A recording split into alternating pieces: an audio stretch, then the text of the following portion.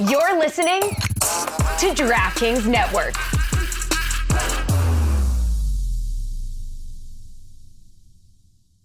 This is the Dan Batard Show with the Stugotz podcast. Today's episode is sponsored by DraftKings. Stay tuned because you'll hear more about DraftKings and all it has to offer throughout the show. DraftKings, the crown is yours. Because he came in on such an early flight, Amin was lamenting under his breath that he was not able to see what I believe was the sports moment of the night last night, even with the playoffs in full force in basketball and hockey.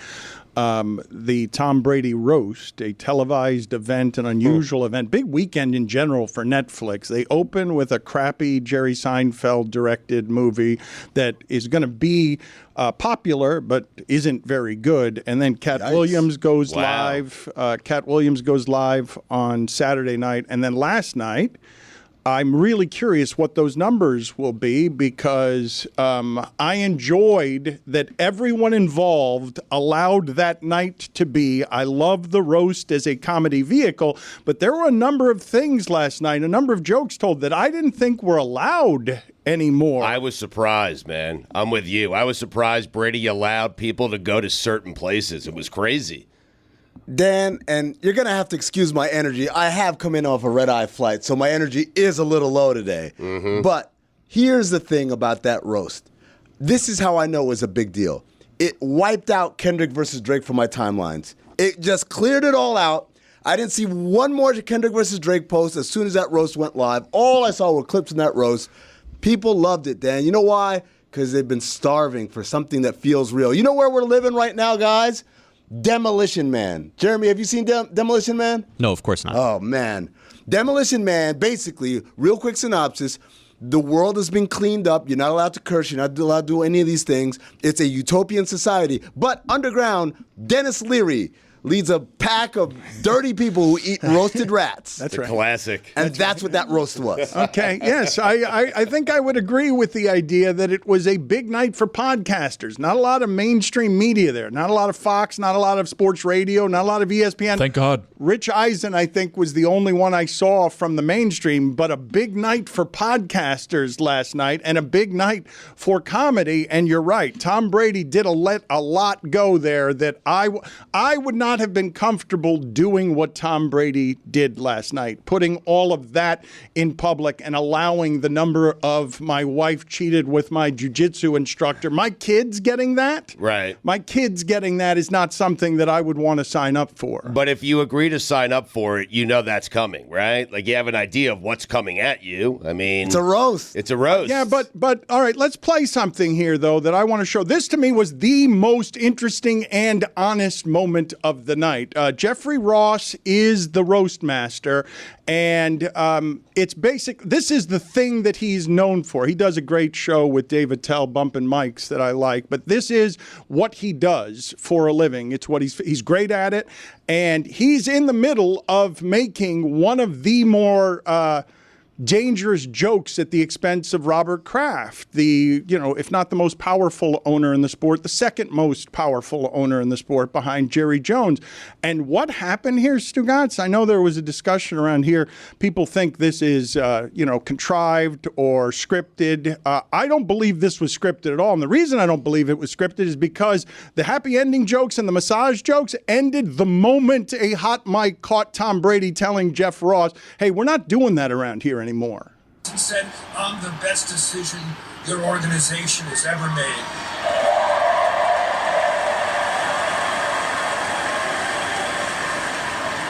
Would you like a massage?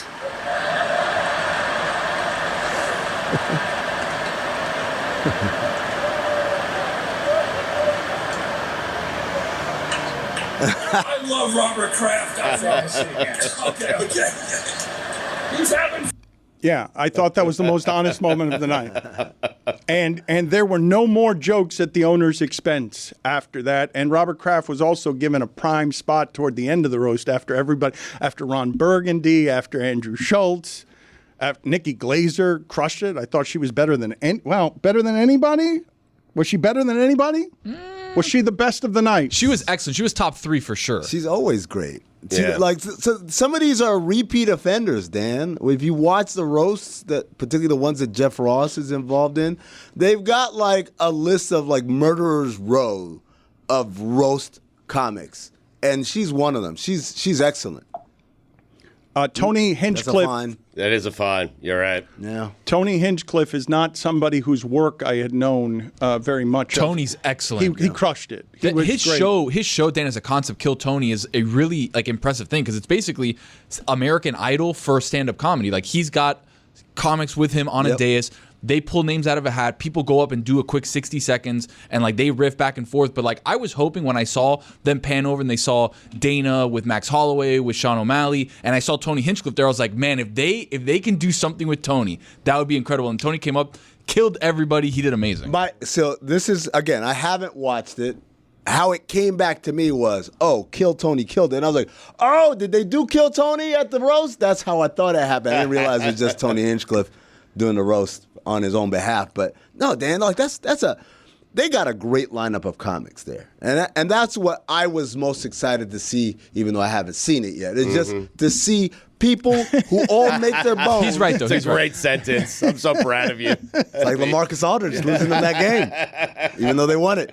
No, just to see these people who are all habitual line pushers when it comes to the standards of comedy. This wasn't going to be your pithy SNL monologue, Dan. This was going to be the real shit. The shit that, again, we're eating roasted rats downstairs with Dennis Leary. Well, Kevin Hart set the tone. He did. He came on right before Jeff Ross, and he introduced Jeff Ross, and he really set the tone. And you're like, oh my God, Brady's going to sit through an entire night of this? Well, you haven't watched yet. 3 hours. First of all, a number of things are interesting about last night. A 3-hour television production of that size is very hard to do without hiccups. And furthermore, the amount of money spent on that evening by Netflix to fill the forum for that night, it was just impressive. The size of the spending on Netflix trying to change the way streaming is done, because these other entities are not able to do this either live or with comedy. Netflix remains ahead of the game. I told you a long time ago that Netflix, and I didn't realize this as it was happening, but they weren't here to compete against Disney or anything else at the start other than television. They wanted to replace television, and spent in a way that no one had ever seen in the history of content making, putting all of their money that they were making right back into their product. And now, as they fight a saturation and a competition that many people are noticing, that Netflix's quality of things aren't quite up. They produce a lot of things, a lot of stuff, but some of the stuff. What are you shaking? It's always been like that. Well, you're acting like Netflix once upon a time was like HBO curated. No, they've always just been a mess of just crap, and then Ozark, like one little thing here and there. Throw a bunch of shit against the wall and see what sticks. But what I'm saying, though, is it had plateaued a little bit on what it is that they could do in terms of new subscribers, which is why they're talking about commercials, which is why they're taking away shared passcodes. And their greatest evolution in the content space is supporting comedy more than any of the other streamers, and now trying to do these big, giant things. They basically, I can't believe that the Patriots signed up for this, that they allowed all of this at their expense. Well, they didn't. Yeah, like, you want to be this is happening. Are you going to be here or not? That's probably But what do you mean they didn't? They showed up and they did it together. They didn't allow it, though. But the one time that Brady asked him to stop is when he went after Bob Kraft. But they allowed everything else. No, I'm saying this. This is what I'm saying, Dan. Like, I don't think it's a case of allowed. The roast was happening. Tom Brady was allowing the roast. Everybody else there was a guest, an invited guest. By the way, it was part of the larger Netflix is a Joke comedy festival, which they do all week in L.A. So that's part of why it's in the forum. That's part of why there's so many people there. It's a big deal in L.A. every year. And when you say Netflix has supported comedy, I think you should talk to more comedians. Many of them exploited might be the word that they use, given what they're handing out. Yes, Chappelle gets $8 billion, but the majority of these other comics are not getting that kind of money. And they're trying to make it where it's like you have to have a Netflix special in the same way that a decade earlier it was a Comedy Central special or an HBO special. Now it's just a Netflix special, while the comedians are trying to fight for kind of, hey, I can go direct to consumer through YouTube. I can go through any other number of platforms. But that's all one thing. All I'm saying is the Patriots did not allow. The Patriots were there. The jokes were going to happen, and they did happen. But the Patriots participated in this. I don't want to get caught up in the semantics of either that or whether Netflix is supporting comedians or comedy. That place is a place that's more receptive to providing an area for comedians to do what they did last night, which is, I'm imagining, I haven't seen the social media response, but I am imagining that there's a generation of young people, not terribly familiar with the roast concept because it's not like it's been thriving recently, and B, that they're surprised that they're watching something that had so much stereotype humor in it. Like those are there were a great many jokes told last night that I thought would raise a quite the objection with people who like to object on the internet to that sort of thing. Why? Like, I mean, it's a roast. Like, you know things are going to be off the handle. Like, that's always what it's been. Understood that that's always what it's been, but I believe the relationship that everyone has with comedy now is a little bit different than it used to be. You have a whole lot of people complaining about what they can and can't say, and the roast is an artifact from another time. I wish for it to exist, but when you say why, for example, the Jews took a hit last night with some stereotype stuff that I did not think was going to be okay in 2024, given what's happening in the world. Like, I thought there would be many people complaining about some of the jokes that were being told there. If indeed people are sensitive to comedy, as everyone seems to think they are, Billy, what are you pursing your face about? Well, first of all, I felt like we distracted you, and I was kind of castigating Stugotz because he whispers extremely loud, and I was telling him you need to stop talking because every other microphone in the room is picking you up. I know that you're making an effort to whisper. Everyone can hear everything that you're saying. Totally fair, yeah. Was he making an effort? I was making an effort. I assumed he was, but I don't know. And I was telling him, stop doing that. Everyone can hear you. Top 5 roast. That's what I was doing. I thought he was talking to me. He is a very bad whisperer, and it makes me think of a John Hollinger report from the weekend where he reported as fact that Jimmy Butler in Miami is something that is tenuous at the moment. And the way that he reported it is by saying, hold on a second. He can also shut up. I mean. Oh, we would have beat the Celtics. Oh, we would have beat the Knicks. You had your shot. Yep. The Dan Le Batard Show with Stugotz is sponsored by BetterHelp. We all carry around different stressors, big and small. When we keep them bottled up, it can start to affect us negatively. Keeping things bottled up can feel like carrying a weight that gets heavier with time. Whether it's talking to a trusted friend, journaling, or seeking professional help, finding ways to let out your thoughts and feelings can bring relief and help you navigate challenges more effectively. Remember, it's okay to reach out for help when you need it. It's helpful for learning positive coping skills and how to set boundaries. It empowers you to be the best version of yourself. If you're thinking of starting therapy, give BetterHelp a try. It's entirely online, designed to be convenient, flexible, and suited to your schedule. Just fill out a brief questionnaire to get matched with a licensed therapist and switch therapists at any time for no additional charge. Get it off your chest with BetterHelp. Visit BetterHelp.com/DLB today to get 10% off your first month. That's BetterHelp, HELP.com/DLB. Look, Bumble knows you're exhausted by dating. All the must not take yourself too seriously, and 6'1" since that matters, and what do I even say other than, hey? Well, that's why they're introducing an all-new Bumble, with exciting features to make compatibility easier, starting the chat better, and dating safer. They've changed, so you don't have to. Download the new Bumble now.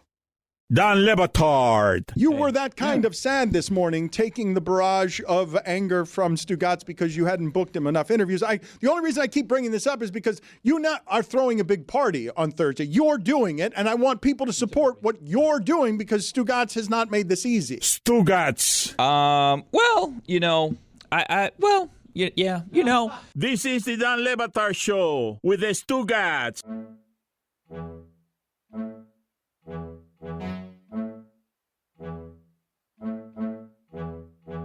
Look how about don't make it to, how about you play during the regular season so you're not in the play-in? How about your words mean something when you're beating Boston? Not when Jimmy you get Butler bounced did for the have first a big round. win this weekend, guys. How about you don't get hurt? He was supporting Lando Norris at the Formula One race. Champion. And Lando Norris won the Miami Grand Prix, his first ever win in Formula One, on the top of the podium. And Jimmy Butler was wearing a Lando McLaren shirt. We might have a video of it. I'm not sure. But it was legendary. He also had his coffee truck in the paddock, and I got to try Jimmy Butler's coffee for the first time.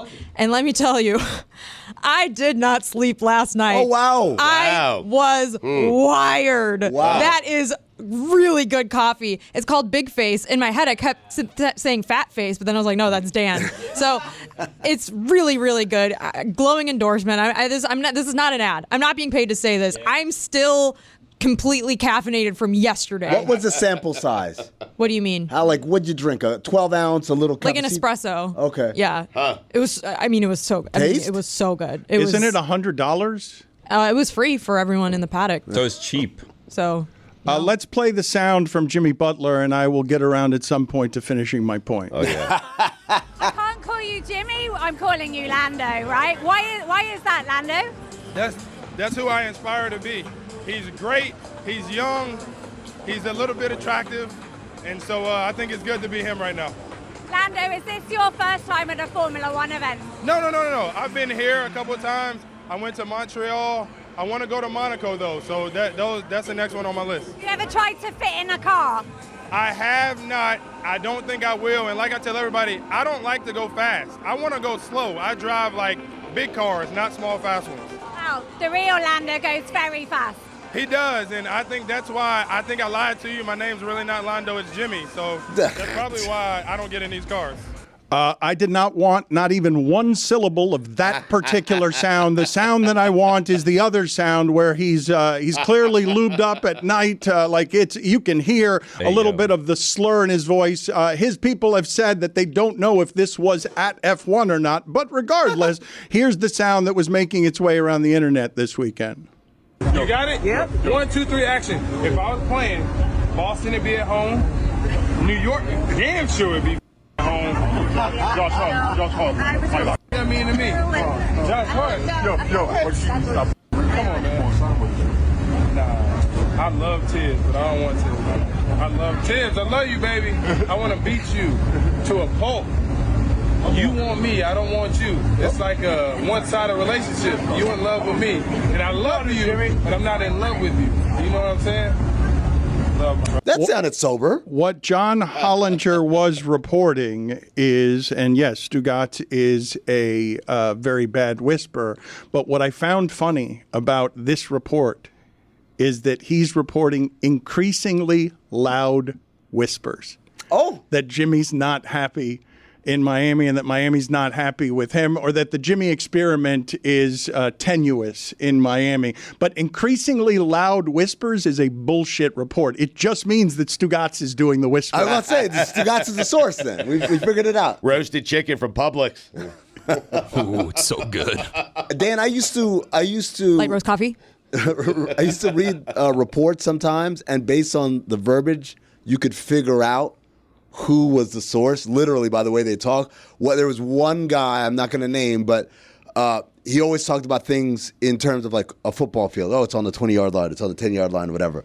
So whenever I would see a report saying, oh, this deal is on like the 5-yard line, I'm like, that's so-and-so. And so loud whispers, I like that. That's Stugotz. Increasingly loud whispers, which makes me feel like they're no longer whispers. Like if they're getting increasingly loud, you're not whispering. They stop being whispers. I don't know how they could be whispers when there were already 2 or 3 different national reports of the same thing. So they'd already been said out loud. Now we're going back toward whispers. Increasing whispers? We'll circle back around on where and when these things and how they leak, because they don't come from the Heat. They come from the national sources, and then it just makes me assume Daryl Morey is telling people things. That's what he whispered in my ear. I mean, that's what I assume. Increasingly loud whisper, by the way. The stuff that came out on Jimmy early was not pro Jimmy, right? It was like he wants an extension, he wants a max, and he's going to be paid like $50+ million when he's stuff 36. I thought that was leaked. I thought that was leaked by Jimmy. I thought that was Jimmy or his agent putting pressure obvious, right? at a pretty good time to leak it when your team falls apart. And last year they beat that team when he was healthy. It seemed like a little bit of posturing between both the organization and Jimmy Butler, where those reports came out at the same time with slightly different angles through more local reporters. The national stuff, which oftentimes the Heat aren't really involved in, the local rumor mill starts. The national stuff, that tends to seem like what Dan's saying.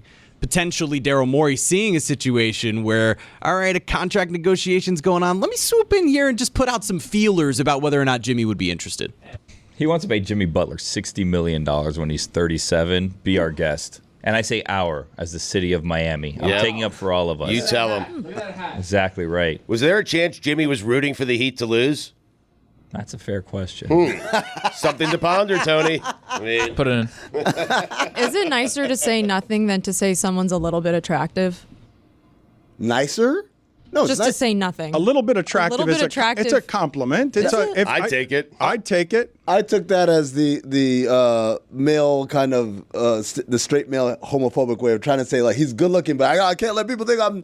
So I'm gonna say, oh, he's a little bit attractive. That's what he's doing. I saw that Kevin Hart did that after losing the Oscar ceremony the way that he did last night. He just filed it under white guy humor because there were a lot of blowjob jokes last night. And so that's what Kevin Hart was playing with. But when we get back to what it is that happened last night, Katie Nolan is going to join us here in a little while to talk about that and Bruins Panthers, a series that begins tonight. Drew Bledsoe is going to join us later in the show. I thought he was the best of the athletes, and Stugotz, I felt legitimately bad for the athletes having to follow comics in that spot. It's a tough spot. It's not just 20,000 people in an arena, which Belichick isn't used to doing, and Bledsoe's not used to doing, and Edelman and Randy Moss and Gronk aren't used to doing. But you also are public speaking in front of what you know is a live international audience. And to follow Nikki Glaser, like when you're an athlete, it's just to be Randy Moss and try to get up there. Randy Moss, poor Randy. I mean, he had no shot. I mean, I just felt. I picked up my phone the moment he got on. I was like, I thought Bledsoe, did better than any of the other athletes and had to go first, which I think is a better spot to go than later once some of the comedians are killing. But all I kept saying under my breath to my wife is, oh, what a bad spot. What a bad spot for Randy Moss. And it's not just because he's following people that are funny. It's because when have you ever heard Randy Moss speak in front of a giant amount of people? It's like following Tom Brady when he's playing quarterback. It's like being Brian Hoyer. I mean, their writers did a great job, though, to make the athletes and Belichick seem funny in comparison to these other people where they were still getting laughs and the audience is there to laugh. So once you kind of get going, you could feel the room turning for all the athletes. But you got to give a ton of credit to those writers because it was an impossible spot for them. By the way, the writers, including some former guests on Oddball. Jeff Ross was a writer. My guy Pat Barker was a writer. I believe there's one other comedian who was a writer who was on Oddball when we did our season preview, which you can catch on YouTube. Just in case you want to wonder what the comedians thought was going to happen at the beginning of the season. But you don't remember his name, huh? How did you make that so much about you and promoting you and forget a comedian's name? Wait, watch this. I'll do it too. So I didn't get to watch that much of it because I got home really late from the race last night. But I watched maybe like the first 40 minutes. My only take about this roast, when you have an audience that big and they're clapping after every 5 freaking sentences, five words. I mean, it was too long. Yeah. Tell the audience, hold your applause, guys. You don't have to clap just because Bill Belichick breathed. You don't have to do it. 3 hours fans. is a long time. I imagine that Hinchcliffe and Glazer sold a lot of tickets last night to their tour. Probably you're friends with Andrew Schultz, aren't you, Amin? I am. His rise has been fascinating as someone who doesn't have a traditional special but can sell out Madison Square Garden because he's got such an internet following. That part is a bit of a seismic change, Stugotz, to see a dynasty that was covered by the mainstream media link up with the podcast community to create something creative outside of what we ever think of the Patriots or how they're built. Like, it's a bit shocking to see Bill Belichick do stand-up. It's a bit shocking. It's the most interesting he's been in front of cameras in 25 years. It felt refreshing, right? Yeah. When we thought Bill wasn't going to be there, and I think I don't remember who it was that made the joke. I think it was Drew Bledsoe. He's like, "Is Bill behind me? I don't know. I can't see." Like, we didn't think Bill was going to be there, and then when he walks out to a hero's welcome, we're like, okay, like this is cool, and it kind of showed like another side to everybody, right? Like Brady, Edelman, Gronk, all the guys in the back row. Rodney Harrison looked like he was just fresh out of NBC. I was waiting for my boy to turn around and be like. You know what's funny? We spent 20 minutes or whatever, and you guys haven't mentioned the most important thing, which is, have you seen Tom Brady's hair? Yeah. Like in that poster for the event? It's weird. What's happening there? I don't know. There's good genes. No, that's not good genes. Oh, that's not good genes. You haven't seen it? The picture that they used. Yeah. I think his hair and face, all of them, are taken care of by all that science can offer to keep us never aging. Science ain't offering enough. I'm looking at this picture right now. I mean, science needs to do more. He's close to 50. Look, Tom Cruise is what, 75? Yeah. Science is doing great for him. Brady, now look at that. It's like two different eyes. Don Le Batard. Fans cheer that type of stuff. Tom Brady went down with an Achilles the only time he got hurt in his entire career, and I was fist pumping in my living room at home because the Jets finally had a chance to win a division. I mean, I'm sorry. I'm not going to apologize for that. I'm sorry. I'm not going to apologize for that. Is one of the most amazing sentences you've ever uttered. Stugotz. From the maker of Trust Me, Don't Trust Me comes, I'm sorry, but I'm not going to apologize. You are amazing. Thank you. I know. You are a flabbergasting delight.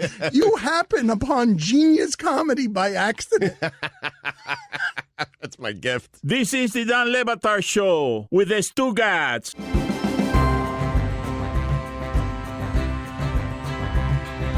Anyone in the history of our show, Stugotz, more affiliated with the Patriots than Katie Nolan. I know that Drew Bledsoe is going to be on with us later, but I'd like to know what it is that she thought about everything that happened last night. What are you laughing at? So we haven't had anyone as affiliated with the Patriots until Drew Bledsoe later That's on. Correct. Katie, you got the title for the next couple hours. She has it right now. That's right. But later, Drew Bledsoe is going to take this from her. And also, Katie, congratulations on your Bruins. Are you looking forward after last season losing to the Florida Panthers with a better team than this one and a worse Panther team than this one? Are you looking forward? Okay. Hi. Good morning. Are you looking forward to this series? No, Dan. Good morning. No. It's look, I feel like I just wanted to make sure they did not do again what they did last year. It was the absolute worst. And so they didn't, thank God. And now, you like you said, Florida's better than they were last year and we are worse. So now, if anything, I just kind of hope we screw it up for you guys. Oh, but I would say that even though Florida's better and Boston's worse, it just means that they're kind of the same this year. They've been kind of it evens out. The gulf has been erased, and now hockey can happen in the playoffs. Yeah, I don't think the Panthers beat us in the regular season either. I think we were undefeated against them. Let's fact check that. But, it'll be interesting. We'll see. Billy is looking it up right now furiously, Thanks, or he's just checking Twitter and not paying attention to the executive producing of the show. One or the other, I cannot tell. What were the interesting things for you about last night? Everything that unspooled there. I didn't mention earlier, by the way, just a stunning number of Aaron Hernandez jokes that created a whole lot of groaning that you expected those, though, right? I didn't expect quite the amount and quite how heavy-handed some of them were. But what were your observations, Katie? Oh, so you already went over it and talked about what you liked. I was really interested to know how you felt about it. I liked it. I went into it kind of as a hater, expecting to dislike it just because it's a combination of two things that really mean a lot to me between, the Patriots and comedy. And so you just get a little nervous whenever I see any athlete that I've publicly supported start to tell jokes.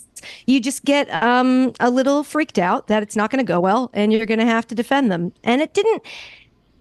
The athletes were not the best part. There was some jokes that I felt like I feel like if you're a skilled comedian, you can tell them, but watching athletes trip through them, a lot of gay stuff felt like we probably didn't need from Julian Edelman, etc. But that being said, I know that they were nervous in an environment that isn't theirs and blah, blah, blah. It's a roast. Don't take it so seriously. I get all that. I don't want to hear that from anybody saying that I'm being sensitive. But I thought Kevin Hart was a great host. I didn't know that I was going to feel that way. I thought he did fantastic.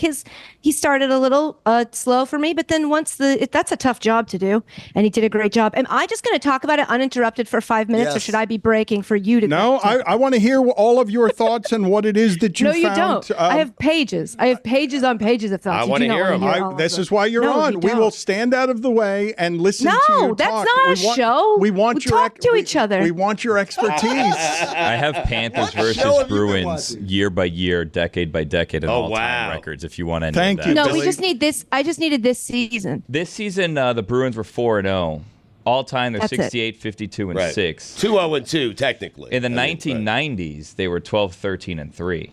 So, well, which is it? Is it 4-0 or 2-0-2? Which is it? Like those are two very different stats. Who said 2-0-2? I said 2-0-2. Well, that's wrong. Okay. All right, so let's go sit in the penalty box. For what? 2 minutes. Which part are you not understanding? You corrected Billy with the wrong information. But I might be right. Incorrect. Good to see you, Stu. I'll invite you back in. You incorrected Billy. That is correct. Who did you think did best, and did you watch it? I guess since you mentioned your fiancé, Dan Soder, did you watch it with him? Because he's watching it differently than I would think most people are because of the degree of difficulty on the expectation of funny that comedians have in that situation. I thought a couple of them rose up to it, but a couple did not.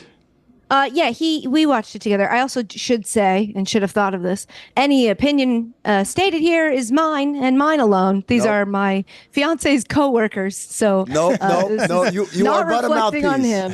I feel like I only got booked because Dan wouldn't have been awake at 9:25. He's fast asleep in the room next to me right now. Who did I think was the best? It probably Nikki Glazer. I thought Sam J, though. Sam J was my personal favorite. I lost my mind at Sam J. She was saying things that I had no idea. Why am I getting thumbs down? What's happening? I don't know where you're getting thumbs down. Who gave you thumbs down? What it's is a that? Zoom thing, Dan. It's a new feature on Zoom. For whatever reason, it adds thumbs down. We don't have hit it. the thumbs down on me? Who ordered the code red? I was right. I'll be back. What do you mean you were right? 2-2. That's different information that you 2-0-2 is what he said originally. He's still wrong. saying. He's still wrong. Okay. The Bruins were 4-0 against the Panthers this year. I don't know what he's doing, but let's play a couple of the clips from Nikki Glazer so that we're not just talking around this again and again without showing people who might have missed it because it went deep into the night. Tom also lost $30 million in crypto. Tom, how did you fall for that? I mean, even Gronk was like, me know that not real money. Like.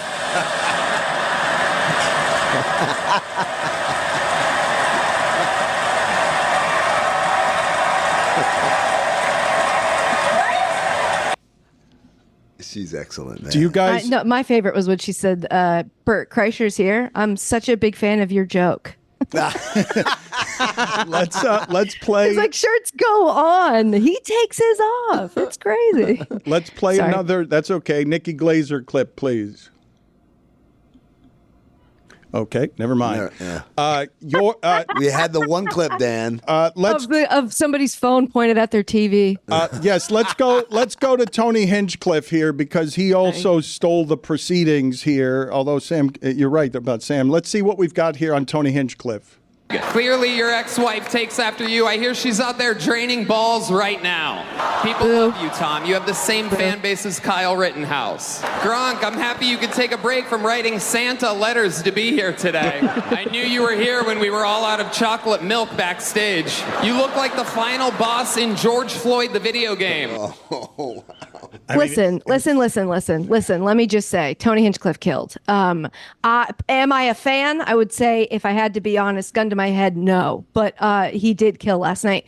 But those little things that he does that I'm like, you didn't need to. Why a George Floyd reference there? That's not the funniest possible way to use a very charged topic. So that's the things he does that bothers me. But that's my personal opinion how I feel. Right. It's just yours. It's the just exclusive domain mine of alone. Katie Nolan. Let me hear another Hinchcliffe clip, please. Tom is afraid of the Giants, which is why Kevin Hart is hosting tonight. All night, he's been using the stool that Aaron Hernandez kicked out from under himself. Kevin is so small that when his ancestors picked cotton, they called it deadlifting. We couldn't have picked a different clip than that one. Like these, you are ending perfectly on the ones that I'm like, funny though. Just had a million jokes. Also, I think the reason he was there is so they had an excuse to only let Dana White talk for 60 seconds. Did you have any thoughts on Tom Brady whispering to Jeff Ross, "Hey, we're not making any more of those jokes at the expense of Bob Kraft"? I think it was a bit. I don't know for sure, not confirmed, but I feel like it was scripted. It felt like on purpose. The reason I didn't think it was is because there was nary another joke made on that subject the rest of the night. Unless you think that is true. Unless you think they were going to address it the one time and that's how they were going to nip any of the other comedians from doing it by saying, "Hey, we addressed it," and then we let it go. Well, I noticed a lot of things that should have come up didn't come up, and so it is entirely possible that people had a list of stuff that you weren't allowed to tell jokes about. Katie, what were you expecting to come up that didn't come up? I don't know. There's just stuff about Jeff Ross I think we all know. And one person mentioned it. I think if you're calling yourself a roast master general, we should be able to make fun of you for your life and the things that have happened in it. Have you ever seen Belichick in that light? No. I was proud. I was like watching. I was nervous. I was like, every joke he told, I was like, okay, good, okay, Bill. And then there was some that I was like, oh God, okay, all right, Bill. Like he stumbled over the delivery of that Apple TV joke, but I got the vision. I liked it. I thought it was funny what he said, but it was funny watching him get a little nervous. He was clearly nervous on that Alex Guerrero joke because when he was like, it's hard to butt heads with Tom because his head is so far up Alex Guerrero's ass. To the point where Dan was sitting next to me and he was like, whose ass? And I was like, ooh, it's oh, can I say ass? Yes, I think Alex Guerrero should have been on the dais. I think he couldn't have been because people would have just picked him apart. He did a good job of pretending to find it funny, but it's like, okay, buddy, you're overselling. You can't find it this funny because then you wouldn't be the way that you are. There was a lot of shots of Alex Guerrero. My wife's like, why do they keep showing this guy? And I'm like, it's a long story. He's like a doctor, but he's not a doctor, but like Brady's doctor. And she's like, oh, that guy.